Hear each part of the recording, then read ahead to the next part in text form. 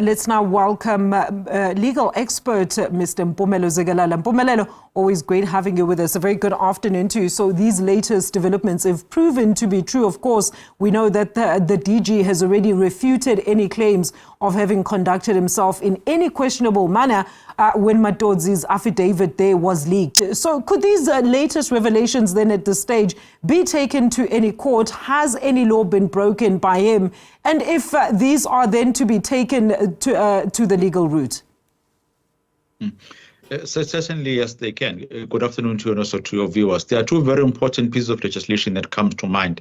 Firstly, is the POCA, Prevention of Organized Crime Act, and the Prevention and Combating of Corruption Activities Act. Very important when it comes to activities where government officials are involved, where there's direct or indirect influence and also gains that have been received as alleged in these particular allegations.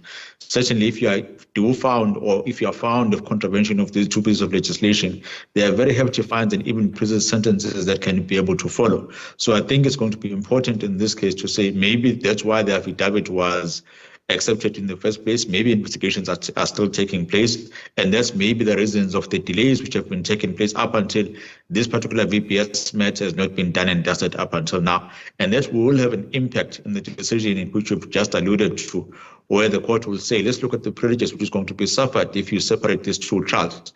You are calling witnesses twice to come and give evidence on the same piece of information and sequence of events. What is the prejudice which is going to be suffered by those that are applying? If it's deemed by the court to be lesser than the prejudice that would be suffered by the state, then those applications would be denied. Absolutely, Mpumelelo, because that's exactly what I'm trying to get clarity on.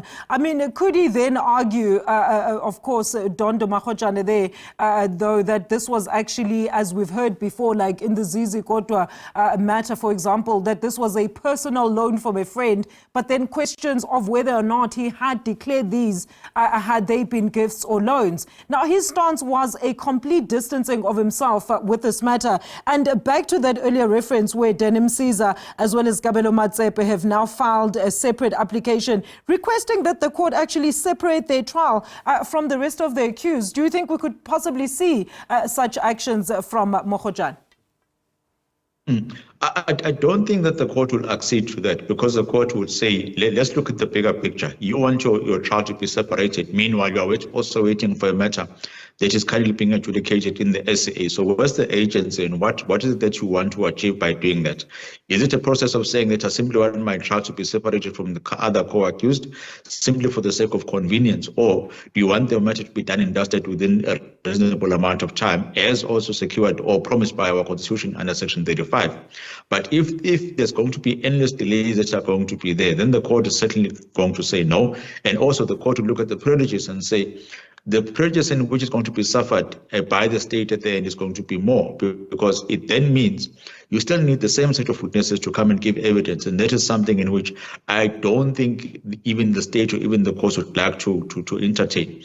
But also coming back to the former Treasury's DG, well, every single year, government officials are supposed to declare any type of income and even loans that they are getting from any other individuals. If those have not been declared, then it becomes a problem, because you cannot then come back and say, this was a loan which was given to me. You may have made public statements that we saw him doing, but that matters less, because what matters in court is what did you say under oath?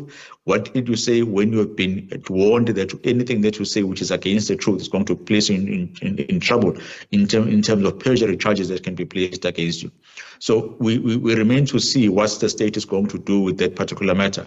But I think it brings into the fore the affidavit which was submitted earlier, which was leaked. It then makes very important links to say, this is where the information is going. This is why the state entered into this particular plea and sentence agreement, and there may be benefits if it's going to materialize to certain individuals being arrested and evidence being provided. Absolutely. Look, now, in overall, Mpumelelo, what do you then think will or should be the next move by the NPA at this stage? And are we possibly going to see an imminent arrest or arrests of others that have been implicated in this regard, judging by how this case has also been a dragging legal conundrum. And also, I mean, looking at the totality of this case and how it's currently being conducted, a lot of people have already been convicted, already in jail serving their time, yet there's still more arrests and more allegations being brought against all others. So what does this speak to in terms of the preparedness of the NPA in getting this trial into completion? I think from the law enforcement agencies and also from the NPA, they are saying we are going to do it in piecemeal approach. We are going to get small wins and make sure that there are people that have been are behind bars and people that have been sentenced. We then take their statements and the evidence that they provided to go and seek other individuals that can then be prosecuted further. So I think there are going to be other arrests which are going to come in, and it's a process from the law enforcement agencies and the NPA to say, let's follow the money trail from the time in which the money leaves the VBS account to all the accounts that it has landed in. All the individuals who are going to be listed as beneficiaries, they will have an obligation to answer, what did you use the money for? Why was the money in your account? Whether it was deposited directly or indirectly. And if you cannot have a valid answer that is suitable or understanding from the side of the NPA, then definitely we are going to be one of the co-accused. The one thing or the two pieces of legislation that they will stick to is the one that I've stated earlier. POCA and PRECA are going to be very important in this instance, because they are going to say you have been directly or indirectly benefited from proceeds of crime. Hence, we want to make sure that we even preserve all the assets that you have, so that when we execute a recovery process, we are able to get even the little money that we can, so that we can send it over to the victims of the VBS looting. Great analysis as always. Thank you so much for your contributions this afternoon. That is legal expert and analyst there, Mr. Mpumelelo Zikalala, on, of course, the new developments as well as allegations or revelations on the ongoing VBS saga.